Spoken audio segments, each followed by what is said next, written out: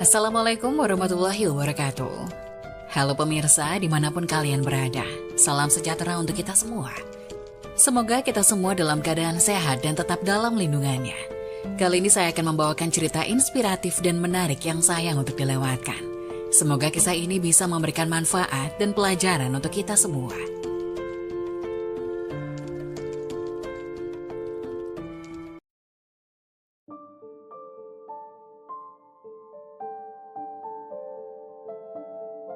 Inilah 4 surat pendek yang dianjurkan Rasulullah untuk dibaca saat sholat tahajud. Sholat tahajud merupakan sholat sunnah yang dikerjakan pada malam hari, sesudah mengerjakan sholat isya hingga terbit fajar dengan kondisi sesudah tidur meskipun hanya sebentar. Sholat tahajud dapat dikerjakan dengan rakaat tak terhingga. Waktu yang paling dianjurkan untuk mengerjakan sholat tahajud adalah pada sepertiga malam, yaitu selepas tengah malam hingga memasuki waktu subuh. Hukum mengerjakan sholat tahajud adalah sunnah mu'akkad, yaitu ibadah sunnah yang sangat dianjurkan untuk diamalkan. Perintah mengenai sholat tahajud dijelaskan pada firman Allah Subhanahu wa Ta'ala pada Quran Surah Al-Isra ayat 79, artinya, "Dan pada sebagian malam lakukanlah sholat tahajud sebagai suatu ibadah tambahan bagimu. Mudah-mudahan Tuhanmu mengangkatmu ke tempat yang terpuji." Tidak sedikit orang yang bertanya surat apakah yang dibaca ketika melaksanakan sholat tahajud. Setelah membaca Al-Fatihah, bacaan surat pendek, sholat tahajud juga tak ada bedanya dengan sholat lain. Namun terdapat bacaan surat pendek sholat tahajud seperti dilakukan Rasulullah. Membaca surat pendek yang ringan ini seperti difirmankan Allah Subhanahu wa Ta'ala dalam surat Al-Muzammil ayat 20 yang artinya, "Sesungguhnya Tuhanmu mengetahui bahwasanya kamu berdiri sembahyang kurang dari 2/3 malam, atau 1/2 malam, atau sepertiganya. Dan demikian pula segolongan dari orang-orang yang bersama kamu. Dan Allah menetapkan ukuran malam dan siang. Allah mengetahui bahwa kamu sekali-kali tidak dapat menentukan batas-batas waktu-waktu itu.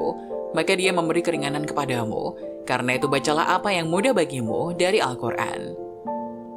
Dia mengetahui bahwa akan ada di antara kamu orang-orang yang sakit dan orang-orang yang berjalan di muka bumi mencari sebagian karunia Allah.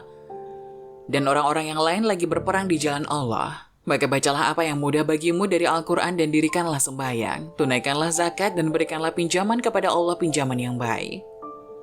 Dan kebaikan apa saja yang kamu perbuat untuk dirimu, niscaya kamu memperoleh balasannya di sisi Allah sebagai balasan yang paling baik, yang paling besar pahalanya. Dan mohonlah ampunan kepada Allah, sesungguhnya Allah Maha Pengampun lagi Maha Penyayang." Inilah 4 surat yang dianjurkan untuk dibaca saat melaksanakan sholat tahajud. Surat An-Nas, artinya, katakanlah, aku berlindung kepada Tuhannya manusia, Raja manusia, sembahan manusia, dari kejahatan bisikan setan yang bersembunyi, yang membisikkan kejahatan ke dalam dada manusia dari golongan jin dan manusia. Surat Al-Falaq, katakanlah, aku berlindung kepada Tuhan yang menguasai subuh, dari kejahatan makhluknya dan dari kejahatan malam apabila telah gelap gulita, dan dari kejahatan wanita-wanita tukang sihir yang menghembus pada buhul-buhul, dan dari kejahatan pendengki bila ia dengki. Surat Al-Ikhlas. Surah Al-Ikhlas serupa dengan sepertiga Al-Quran sehingga membaca surah Al-Ikhlas saat sholat tahajud seperti menghatamkan Al-Quran. Katakanlah Muhammad dialah Allah yang Maha Esa. Allah tempat meminta segala sesuatu. Allah tidak beranak dan tidak pula diperanakan, dan tidak ada sesuatu yang setara dengan Dia. Surah Al-Humazah. Celakalah bagi setiap pengumpat dan pencela yang mengumpulkan harta dan menghitung-hitungnya. Dia manusia mengira bahwa hartanya itu dapat mengekalkannya. Sekali-kali tidak, pasti dia akan dilemparkan ke dalam neraka hutamah. Dan tahukah kamu apakah neraka hutamah itu? Yaitu api yang disediakan Allah yang dinyalakan yang membakar sampai ke hati. Sungguh api itu ditutup rapat atas diri mereka, sedang mereka itu diikat pada tiang-tiang yang panjang. Itulah 4 surat pendek yang dianjurkan Rasulullah. Dengan mengetahui hal ini, artinya kita ingin memperbaiki sholat tahajud yang kita lakukan. Semoga Allah selalu memudahkan urusan setiap hamba yang ingin mendekat padanya. Ada juga ciri sholat bersama setan. Salah satunya, orang yang dalam sholatnya tergesa-gesa. Sebagai umat muslim, kita harus melakukan ibadah kepada Allah. Salah satunya dengan beribadah sholat 5 waktu. Seorang muslim yang taat kepada ajaran agama dan taat kepada Allah Subhanahu wa Ta'ala tidak akan melalaikan sholat 5 waktu dan juga sunnah-sunnahnya. Mungkin masih banyak orang yang melakukan sholat masih dengan cara sekedarnya saja. Perlu diketahui untuk melakukan sholat yaitu harus khusyuk. Khusyuk sendiri memiliki arti yaitu kekuatan dari diri sendiri untuk melakukan suatu hal dengan niat yang sungguh-sungguh. bahwa ada ciri-ciri orang yang ketika melakukan sholat ini bersama dengan setan. Di antara tipu daya datangnya pada kita salah satunya saat melakukan sholat. Setan senantiasa akan mengganggu kita pada saat kita sholat agar sholat yang kita kerjakan tidak sempurna. Sehingga setan lebih sering mengajak kita untuk tidak melaksanakan sholat. Salah satu contohnya yaitu kita merasa malas untuk melakukan sholat. Sholat adalah ibadah yang paling utama bagi orang muslim. Karena pada saat nanti manusia dihidupkan kembali dan dihisap oleh Allah Subhanahu wa Ta'ala yang akan ditanyakan pertama kali, yaitu ibadah sholat yang dikerjakan pada saat masih hidup di dunia. Inilah ciri-ciri orang yang ketika sholat bersama setan. Orang yang was-was dalam niat. Niat adalah pondasi dasar kita dalam melaksanakan sholat. Setan mengganggu kita dengan cara membuat pikiran kita was-was pada saat melakukan niat ketika ingin sholat. Kita merasa tidak yakin dengan niat yang telah kita baca, sehingga kita terus mengulang-ulang bacaan niat tadi. Dan hal ini dapat menghilangkan konsentrasi atau khusyuk kita kepada Allah Subhanahu wa Ta'ala. Orang yang tidak khusyuk. Biasanya orang yang melakukan ibadah ini harus fokus. Jika sudah tidak bisa fokus kepada Allah, ini merupakan salah satu cara setan menggoda kita dan membuat pikiran kita memikirkan urusan duniawi. Orang yang merasa ragu buang angin.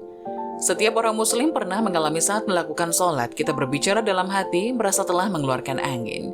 Ini adalah salah satu ciri godaan setan. Dalam hadis diriwayatkan oleh hadis riwayat Ahmad, bahwa Rasulullah SAW pernah bersabda, jika salah seorang di antara kalian merasakan hal itu, maka janganlah membatalkan sholatnya, hingga dia mendengar suara atau mencium baunya tanpa ragu. Hadis riwayat Ahmad. Orang yang tidak fokus pada sholatnya.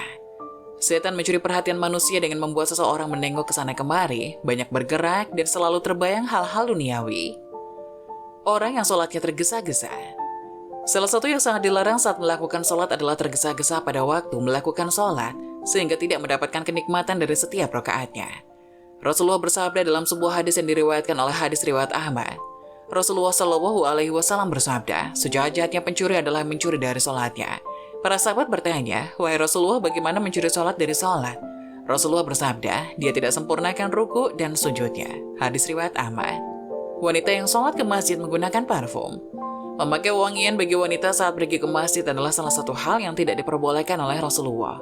Sebagaimana yang disabdakan dalam sebuah hadis yang diriwayatkan hadis riwayat Muslim, Rasulullah SAW bersabda, jika salah satu dari kalian para wanita hendak ke masjid, maka janganlah sekali-kali menyentuh wangian. Hadis riwayat Muslim. Setan akan melakukan segala cara agar sholat yang kita kerjakan tidak berjalan dengan sempurna. Ada saja tingkah setan membuat sholat kita tidak khusyuk. Maka dari itu kita harus belajar lebih fokus saat melakukan ibadah sholat tanpa memikirkan duniawi dan harus fokus kepada niatan awal kita untuk sholat kepada Allah.